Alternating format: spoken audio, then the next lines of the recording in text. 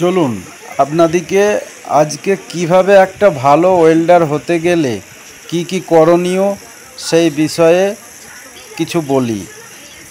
আপনাদেরও যারা এই কনস্ট্রাকশন লাইনে পাইপিং ওয়েল্ডিংয়ের ব্যাপারে আছেন তারাও বুঝতে পারবে যে কতটা কষ্ট কতটা পরিশ্রম করে ওয়েল্ডার হওয়া যায়।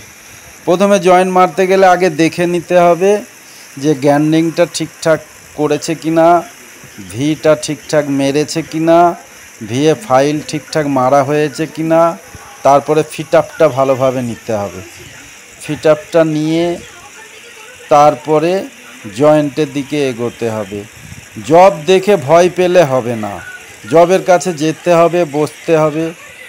তারপর নিজে থেকেই বুদ্ধি চলে আসবে যে কোনটা কোন পজিশনে মারা যায়। এই যে এটা প্রজেক্ট হচ্ছে, প্রজেক্টে পাইপ ইরেকশন হচ্ছে, পাইপ ফিটিং হবে, ওখানে জয়েন্ট আসবে।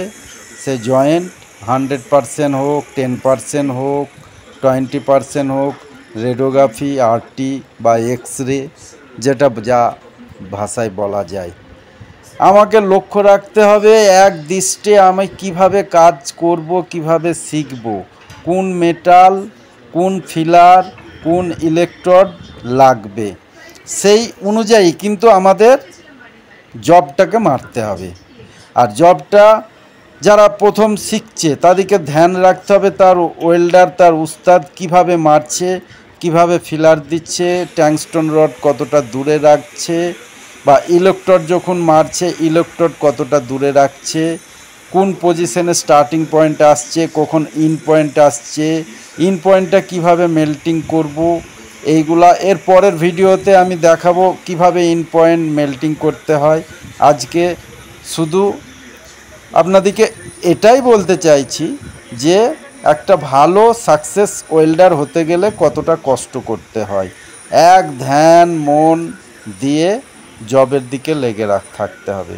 যারা প্রথম শিখে তারা চুরি করে করে পাইপ পিস বানিয়ে জব মারতে পারে। রোজ একটা দুটো করে ফিলার জ্বালাও বা একটা দুটো 4-5টা করে ইলেকট্রোড জ্বালাও, অটোমেটিক দেখো একটা নেশা চলে আসবে। এই নেশাটা আসলেই তখন জব মারতে ইচ্ছা করবে, আস্তে আস্তে জবের প্রতি একটা ধ্যান ধারণা চলে আসবে।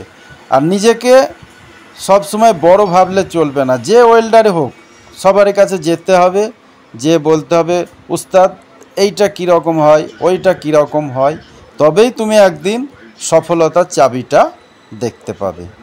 যাই হোক, নিজে যখন জবের কাছে বসবে, যেমন এইটা সিএস কার্বন স্টিল মেটাল, এর গ্যাপ কতটা নেবে, এটা যেমন 6 ইঞ্চি পাইপ আছে, 6 ইঞ্চি পাইপে 4 mm ফ্রি গ্যাপ নিতে হবে। যাই হোক, এরা পজিশনে এটা করে দিচ্ছে, পজিশনে 5G পজিশনে এটা হবে, হয়তো 5G পজিশনে। তোমাকে ওভারহেডটা মেন, ওভারহেডে ফিলার সিএসের কি সব সময় ভেতর দিয়ে ফিলার দেবে। আর ট্যাংস্টন রড যেটা থাকবে সেইটা ট্যাংস্টন রডটা যেন এজ বরাবর থাকে, এজ বরাবর থাকবে আর ভেতর দিয়ে ফিলার দেবে।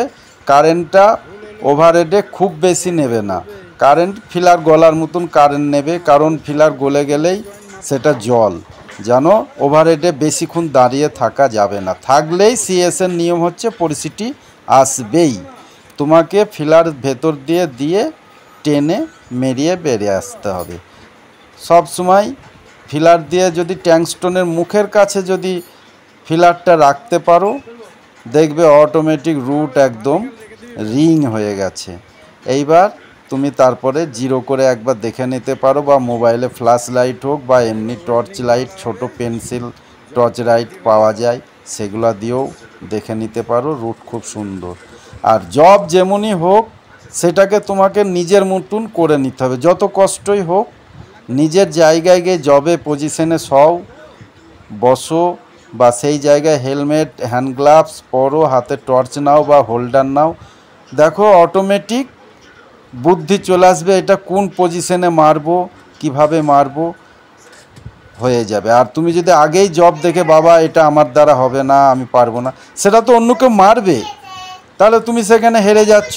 হারলে চলবে না, তোমাকে হ্যাঁ আমার দ্বারা হবে, আমি পারি, আমি করব, করে দেখাবো, দেখো তুমি সফলতার চাবিকাঠি পাবেই। ভালো ওয়েল্ডার হতে গেলে এগুলা তোমাকে ধরতেই হবে। ঠিক আছে বন্ধুরা, আজকে আর বেশিক্ষণ বললাম না। এর পরের ভিডিওতে আপনাদেরকে দেখাবো কিভাবে কারেন্ট কতটা লাগে, কোন মেটালে কোনভাবে মারতে হয়। অ্যালয় বলো, আইবিআর বলো, সিএস বলো, এসএস বলো, ইনকোনাল বলো, মোনাল বলো, টাইটানিয়াম বলো, কোন মেটাল কিভাবে কোন প্রসেসে মারতে হয়, কতটা পার্চিং দিতে হয়, কিভাবে পার্চিং গ্যাস লাগে বা বিনা পার্চিংয়ের জব, সবই